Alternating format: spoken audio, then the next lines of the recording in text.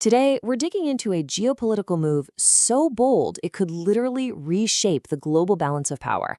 Stick with us, and by the end of this explainer, you'll see exactly how a 200-year-old doctrine is being brought back to life to decide who controls the world's most vital resources. And it all boils down to this one huge question. Was the capture of a sitting president a clean, surgical strike against crime? Or was this the first shot fired in a much bigger, much more dangerous game for energy and global dominance? Okay, let's get right into it. To really understand what's at stake here, we need to go back and walk through the shocking events of one single day, January 3rd, 2026. So picture this. In the early morning hours, the first domino falls. In a lightning-fast operation, U.S. Special Forces raid the presidential palace in Caracas. They take President Nicolas Maduro and the First Lady into custody. Just like that. And almost instantly, we get the official story. See, they aren't being treated as political prisoners. Not at all. They're presented as criminal suspects, immediately flown to the United States to face some very old, very serious narcotics trafficking charges. But here's where it gets really interesting. At the exact same time, thousands of miles away, in the icy North Atlantic, a completely different drama is playing out. Washington starts making a whole lot of noise about foreign vessels near Greenland, suddenly escalating a long-simmering dispute into a matter of urgent national security. Well, the global reaction was, you could say, swift and furious. In a rare joint statement, Moscow and Beijing just came out swinging. They condemned the whole thing, calling it a total collapse of international law, basically saying the gloves are off and we're back to an era of might makes right. So this one day ends up creating two completely opposite versions of reality. Let's break down these competing stories because it's pretty wild. On one side, you have the White House. Their story is that this is all about restoring order, taking out a corrupt narco state, and frankly, countering the energy gluttony of their rivals. But for Moscow and Beijing, they're saying no way. For them, the drug charges are just a flimsy excuse, a convenient pretext for a power grab after their own promises to protect Caracas totally failed. And this leaves America's allies in Europe, well, kind of stuck in the middle and in a really awkward spot. Publicly, you get these very careful, very vague statements about due process, but behind the scenes, the reality is a cold shock. They were completely blindsided, totally cut out of the loop, which really just highlights their loss of strategic power. Okay, so this is where we have to connect the dots, because the link between a leader arrested in South America and a frozen island in the Arctic, well, that turns out to be the key to this whole puzzle. I mean, you have to ask yourself, right? If the mission was really just about arresting one guy on drug charges, why coordinate it with a major geopolitical play in the Arctic Circle at the exact same moment? Because when you lay it all out side by side like this, the picture gets crystal clear. The official reasons, the drugs, the foreign ships, they start to look a little thin. And what's really underneath? Two things: critical resources and absolute geographic control.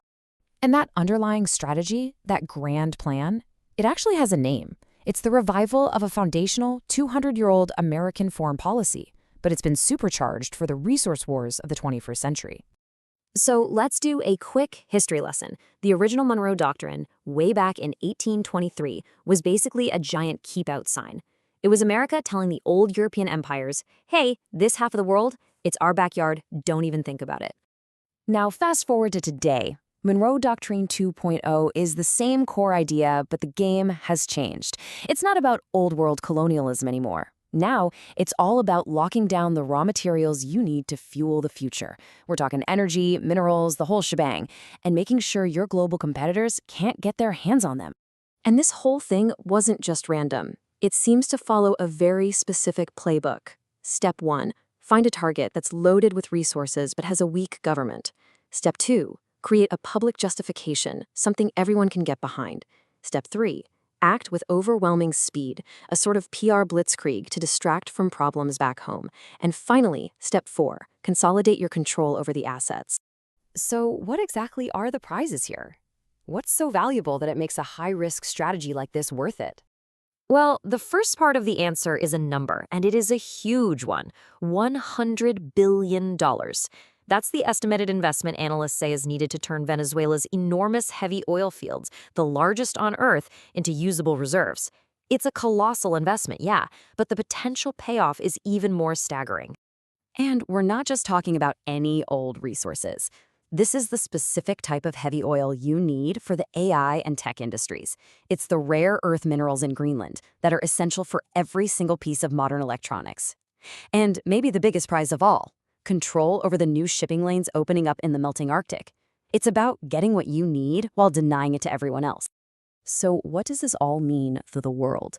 What happens when this kind of action stops being shocking and just becomes the new standard for how a global power operates? There's a deep, deep irony at the heart of all this. The operation is being sold to the world as a liberation. But before a single new vote can even be planned in Caracas, word is there are already discussions happening in Washington about who to appoint as an interim governor to oversee the country's assets. And you have to wonder, how is this even possible? Well, military analysts are pointing to one key factor: betrayal from within Maduro's own inner circle. Its success apparently hinged on it.